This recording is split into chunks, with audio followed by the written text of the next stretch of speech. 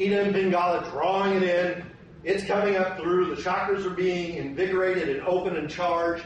The energy actually comes out the top of the head, arcs back down around us like this, and then this energy comes in, comes out of the root, and comes around us like this. Now we know where the aura comes from.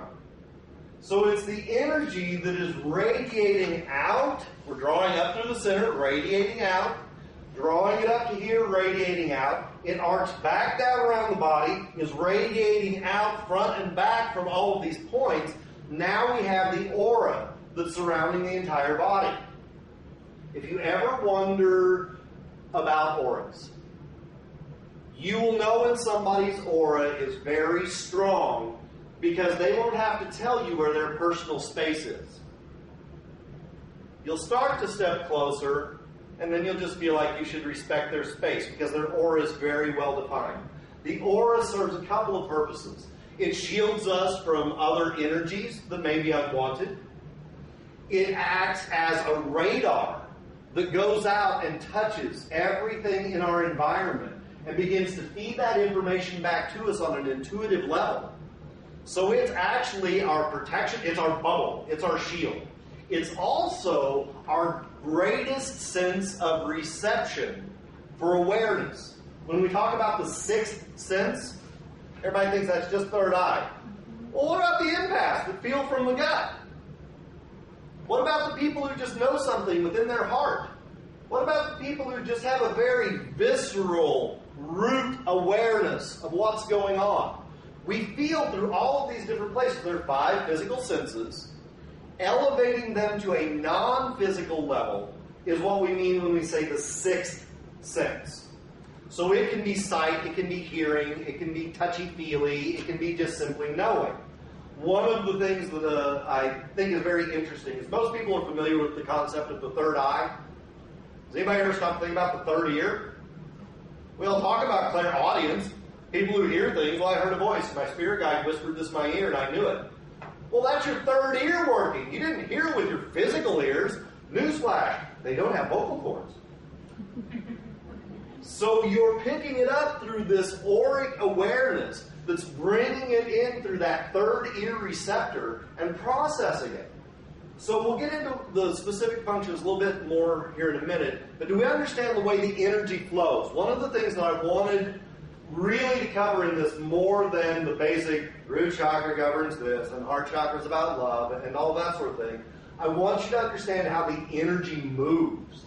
Because it's not just simply, oh look, I suddenly have energy at the solar plexus. No, it had to come up through the root, had to come up through the sacral. Now it's all the way up to the solar plexus.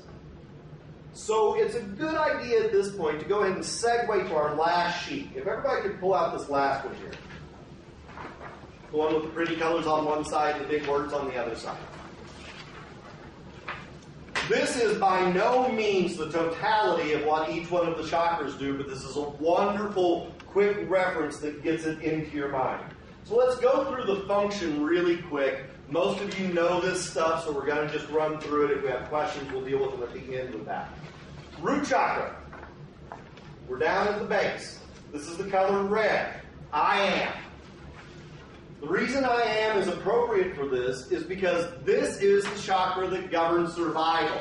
We're into the hierarchy of needs now. Am I warm, dry, fed, comfortable, safe?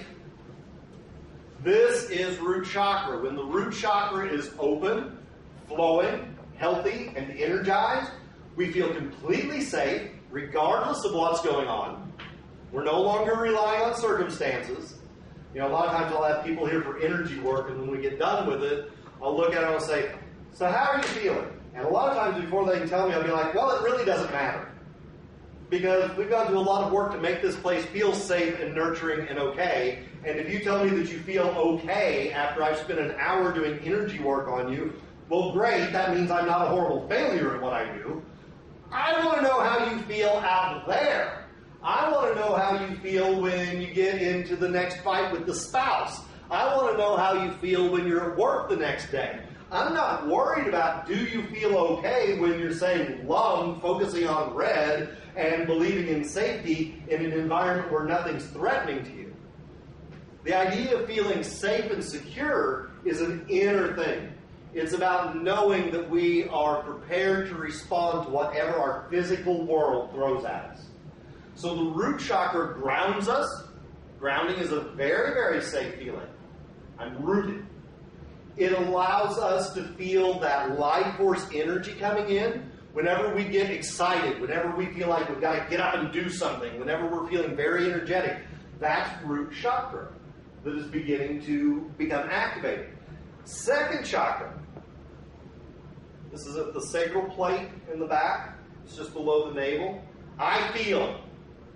I feel is a wonderful way to look at this because the feeling, it governs emotions. It absolutely governs emotions. But I think even more important than that, the second chakra governs the way that we see ourselves in regard to other people.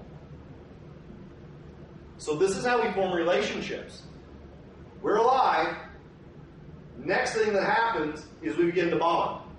Usually our first bonding is with our mother. So we've already begun to form that relationship, that second chakra that's flowing between there. We can see where that's very emotional. Whenever we're talking about forming relationships, not just romantic ones, we're dealing with feeling, big time. So this is the I feel, and it's the way that we see ourselves based on other people. We come up to the solar plexus, I do.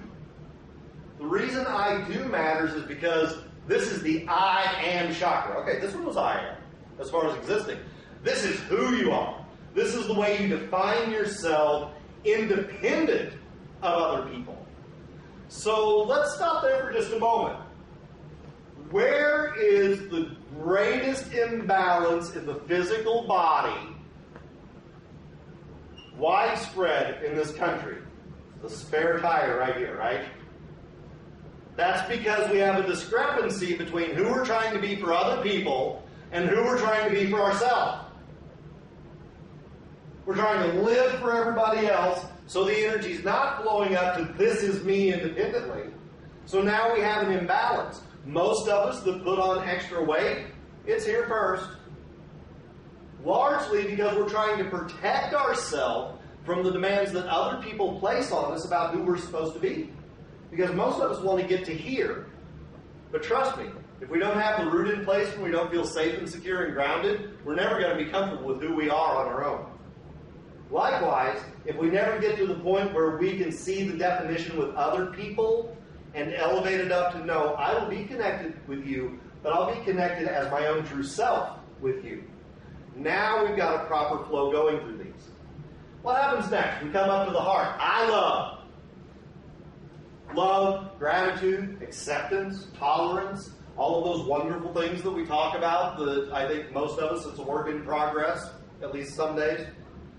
This is love. The reason that this one, I think, is so incredibly important is because, especially in this country, we've forgotten about love. We've forgotten about compassion. We've stepped into greed. By the way, greed down here, the way we define ourselves is according to others. I need more things so that people will see me better. I need to own more stuff. I need to have more money. That way people will think something good of me. We don't come up to here and say, love me for what I am, which would actually be the more appropriate answer. Once we get that identity, we're up into here and we're truly loving ourselves, giving love, receiving love, and this is where we're capable of stepping into my definition of unconditional love.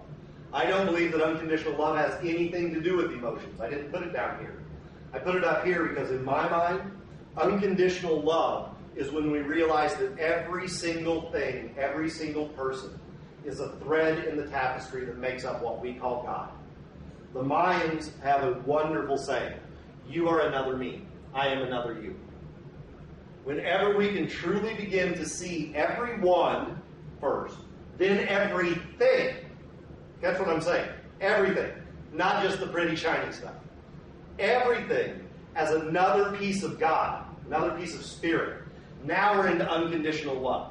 Because when we recognize every person and everything as divinity, we have taken all of the conditions off of it.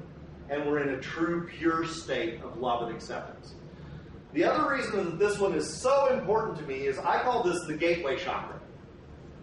If this is the very physical experience, we're about to get into the fun stuff that we're all actually here for, right? So once we go beyond the heart, love, self-acceptance. Boy, there's a big one. We come up to the throat. I speak. I speak is a wonderful two-word definition. Doesn't even begin to touch it, though. I speak, I walk, I act, I dress, I have a career, I choose to wear my hair this way, I chose these earrings, this is my latest tattoo. Everything that we have that is our expression is right here. We discovered it here. We accepted it here. We began to broadcast it here. So this is also how we receive things that help to define our expression in life. So everything from the way you look, wear your hair, what you do for a living, the way you dress, car you drive, the way you keep your house, all of these are throat chakra. Pay attention sometime. Next time your car or your house gets really, really dirty, notice if you don't get a little bit of that going on because it's congested. So whenever we have congestion in our house, we'll get this going. All of us are body workers or counselors or work with other people in any form. Have you ever noticed that you get in with a client or just on a personal level, we're talking to somebody and all of a sudden the throat, and you can't seem to get anything out and you're fine until that moment, then they leave and suddenly it clears up? That's because they are hampering your expression. Now, with a client, they may be hampering your expression because they're not receiving what you're trying to offer them to help them. How many of us that are body workers, counselors, intuitives have poured everything we've got into a session and felt like you were rubbing it on the wall and watching it fall to the floor constantly? Next time that happens, you're like, need a little water. That's because your throat chakra is trying to broadcast all of this. And you're like, nah, I'm happy in my misery. Not a lot you can do about that, by the way. Education goes a long way. That's all you can do. I see. I see is also a wonderful two-word thing. It doesn't begin to cover it, though. I see, I know, I think. A lot of people are very comfortable saying the third eye is about intuition. Do we ever stop to think that it has to do with logic? It's our thinking mind, too. Here is the thing that will blow most spiritually minded people away. You can be intuitive and smart. I'll tell you the greatest 1-2 punch in the world, amazing intuition, coupled with common sense. When we get to here, even if we just think about intuition, I'm receiving a message from my guides or from the Akashic records or who else we came up with the other day, the old Ramtha. If we have resurrected, anybody know Ramtha? Oh God, I'm old. J.Z. Knight. Yeah, J.Z. Knight used to channel an entity named Ramtha years ago when channeling was a new thing. And that whole idea of the energy coming in here, the intuitive, whatever you receive intuitively, don't you have to process it through the thinking mind before you can do anything with it? I have people all the time who will come to me and be like, I'm just not very intuitive. I just want to develop my intuition. I'm like, you're plenty intuitive. You're just not using it. You're not grabbing hold of it, processing it through the thoughts, and taking it into action. Boy, there's the other one that's missing, isn't it? We get the message. We have the pull. We have the understanding. Did we do anything with it? So this is about thinking, it's about seeing, it's about receiving the information, thinking. Whenever we're going to take a test, we're here. I hope to goodness if we're actually taking a test for something, we're not relying on intuition at that point. Hopefully we've actually studied what we're going to test for. Studying, third eye. Then we come up to the crown. I understand.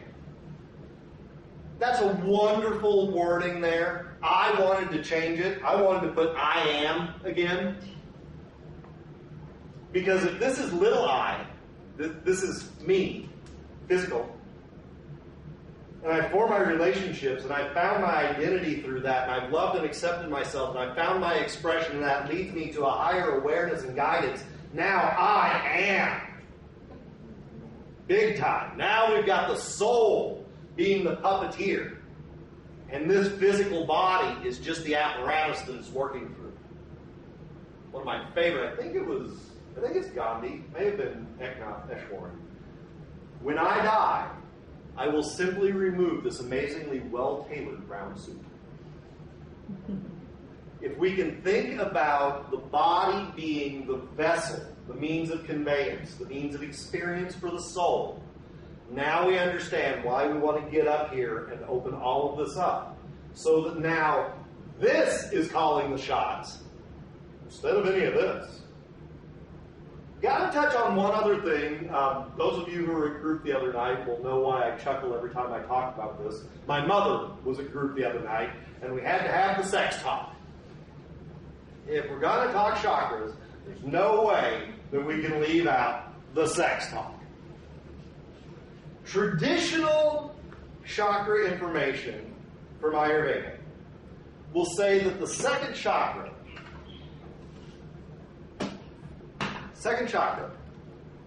governs sexuality in men and women. I disagree. I think that the second chakra governs sexuality in women. I believe that the root chakra governs sexuality in men. Let me give you my arguments. This is going against 7,000 years of traditional beliefs. And I'll tell you why at the end.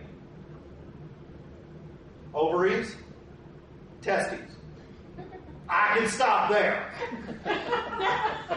Because each one of these points corresponds to a different part of the endocrine system. Each one of them has a gland that it corresponds to. You will find that on the chakra chart that is available for sale at the front at the end of the workshop. Did I mention I have a shameless self-promoter? Yeah. Some of you already know that, don't you? Here's the other difference. And I always say this. Save the hate until the end. I'm going to speak in ridiculous, broad strokes here. Women tend to want sex to mean a little something more. There's usually a bit more of an emotional part that goes along with this. Men want to knock something over with their penis.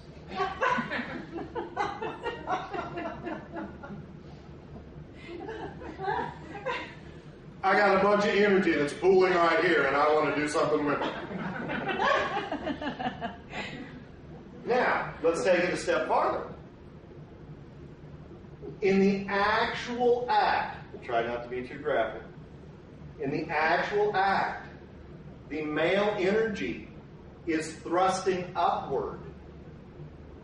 Male sex organ, through penetration, is thrusting upward towards the second chakra. So the male energy is moving towards the female energy.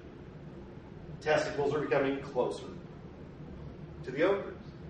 So when we see the difference in the way that men and women respond sexually, when we see the placement of the actual glands that have to do with our sexuality as men and women, and we think about the actual sex act, we begin to see why they're different. Now, I happen to believe 7,000 years ago in India versus 2013 in America, I believe that we have become so disassociated between the genders that it has caused them to separate and to move into different places. In this country, we are so focused on what's manly and what's womanly, and we create such a division, and we look at each other as such foreign entities that we have created the division where I believe used to it all was at the second chakra, because it was very emotional. It was about forming relationship. Let's go back to and I know I'm oversimplifying, but let's go back to the difference between men and women. A lot of women would prefer to be in a relationship before that happens. A lot of men really don't care. So if we think about just the difference in expression sexually, and if we think about the placement, and if we think about the mental attitude, and if we think about the energetics, now we understand why I believe that they're different. Each person here, if you're going to work with the chakras, with other people, You need to decide in your own mind which way that you view it so that you can carry the intention in fully once you approach them energetically. For my 2 cents, it's impossible for me to put them both here because I believe that through our society and everything else, we've become disassociated. Now, I do believe that it's possible to find women that are responding here. I think it's possible to find men that are responding here. But again, in a general sense, you guys get why I put it in the way that I do. Mom really enjoyed that conversation, by the way. You come to group, you're fair game. By the way, we have a group here on Wednesday nights. Energy flowing up through here, radiating out, forming our aura, all of these sorts of things. Then we've got the different purpose that each one of them governs. And as you can see, each one of them has a different color. The color is extremely important in all of this. Now, you will find people who put different colors in different locations. I understand that. For me, it makes so much sense to embrace the full spectrum of light. When we talk about healing, when we talk about meditation, don't we all open to the white light? We're all familiar with the term white light, right? The light of God, Christ consciousness, the shimmering Buddha.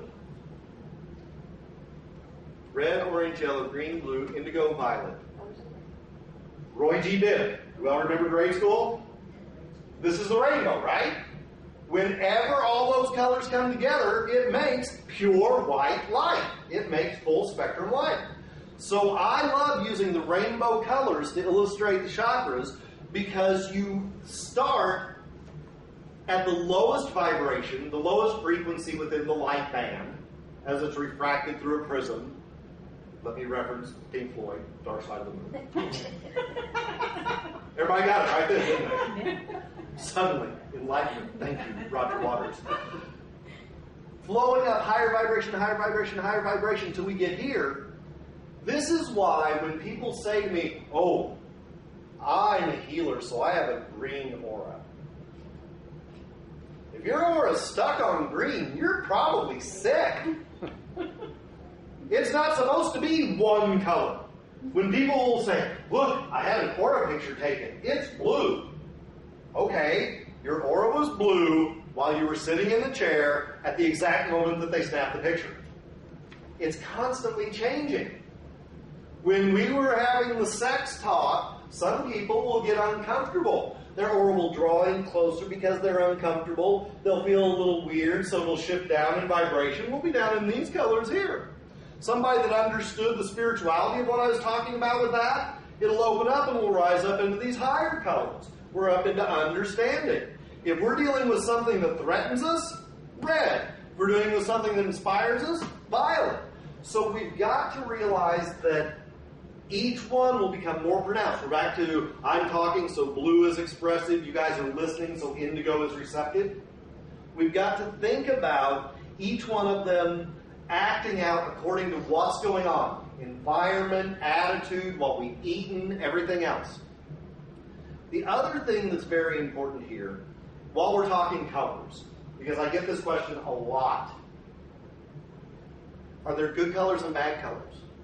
Well, most of us want to be spiritual, so we'd rather our colors be from here up. Well, the truth is, I don't want to lose my physical self because that's the expression where all this spiritual stuff's supposed to be happening.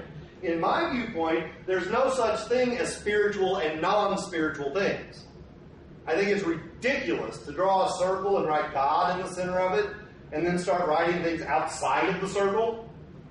Everything's God. Most of us just want the pretty, shiny things to be God. When we begin to realize that the totality of everything that exists is there, then we realize there's no such thing as a good or bad color. There are good and bad shades of color. Let's take root, for example. If we feel very grounded, rooted, safe, and secure, provided for, nurtured, all of this, we have a bright, blazing, fiery red, energetic root chakra. If we feel threatened, what's one of the first responses? Anger. Now that chakra is getting dark and heavy and murky. it's turning into this rough color. So we want to think about our colors being bright, clear, very vibrant. So when we think about Technicolor in the chakras, that's great because they're firing off the way they need to. When we begin to see something that's murky or dingy or dull, now our vibration is lower and it's unhealthy. When somebody's yelling at you, you would think that this one would just get brighter and be blazing, right? Well, it may be out to here, but it's going to look like crap. It's going to be this icky, gross color of blue because we're responding in an icky and gross way by yelling at somebody. The one that really gets messed up is when we have a dingy one here. Because when we connect in with our soul self and we allow that to become a negative experience, we're missing the point entirely. So this, actually all of them, should be bright, clear, vibrant. When you look on this page again, or even the one with Chuck, primary colors. Now, for those of us who are artists in the room, I'll apologize to you guys first. When I was working with a friend of mine on getting these gifted artist, I said, I need blue for the throat. Oh, you want cyan? No, I want blue. Oh, you want cornflower? No, I want blue. We aren't looking for what's the most creative shade of the color we can come to. I'm talking about getting a box of crayons and getting out the one that says just blue. Not violet blue, not red blue, not cornflower blue, not blue, just blue. Just red, just yellow. Primary colors. Again, we're thinking about the rainbow. Nobody came in and adjusted those up or down. They're pure colors. They're also pure vibrations, having to do with sound. We'll get to all that in just a little bit when we want to play some.